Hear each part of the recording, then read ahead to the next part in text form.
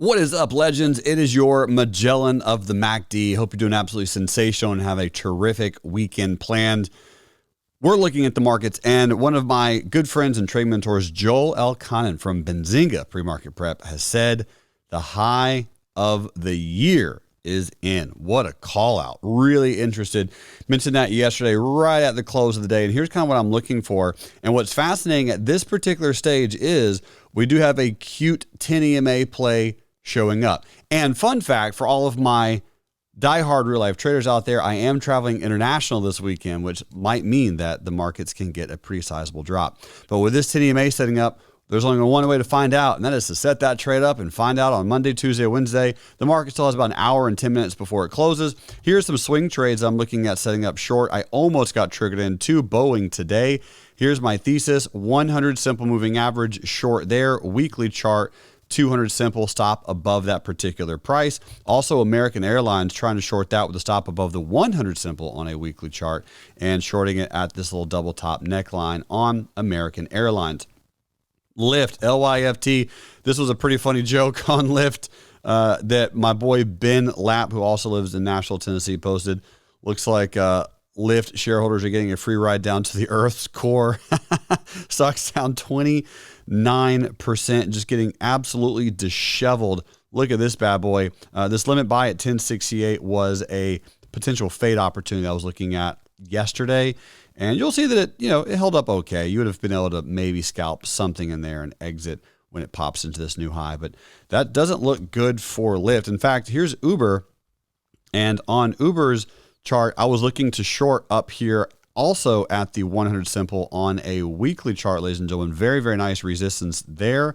Here is the daily time frame, and we're about to close below this lower shadow. So that is pretty bearish for the buyers that came in on February 8th. Therefore, short the retest. Today, it did retest after it gapped down, and it just didn't quite make it into my short level. But there was a fantastic short opportunity to be had on not only Uber, but all kinds of stocks, because there were loads of companies that were opening below the low of yesterday. Fun fact, Tesla was the big payday for tons of real-life traders.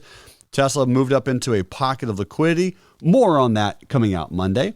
And with that pocket of liquidity, it gave the doji the reversal signal. We opened below it, retested, since it is a retest gap, black candle gapping down, retested the low of yesterday and then rolled over. I'll show you how a bunch of real-life traders played it, but most specifically, pretty easy. Here's the 3-minute chart, and here is your first bull candle below the 10, a bunch of tweezer bottoms there, short below, stop above, target, boom, done and done.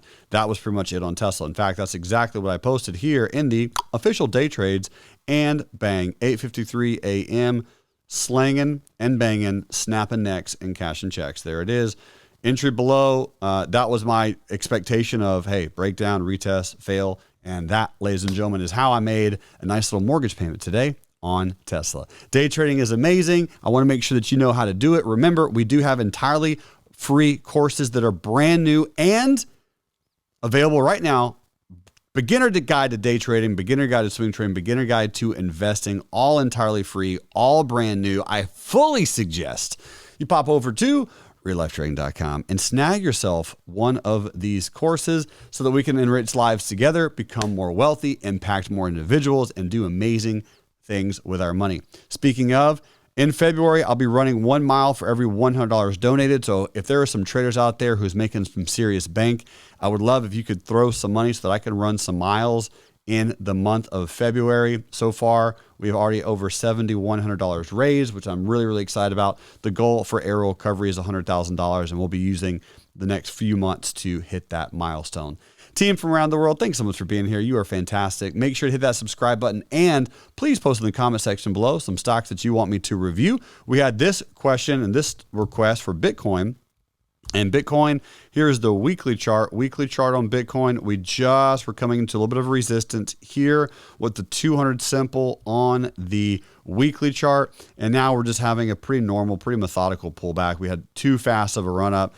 So something of this nature. And then we'll see if we bounce, right? We may or may not. We don't have to. But it would make sense that we do pull back into some support, chop around. Accumulation station is here on tons of companies. Buy assets, be patient, do it slowly over long periods of time. in the next 3 or 4 years, your bank account will thank you. I'm out. You guys rock.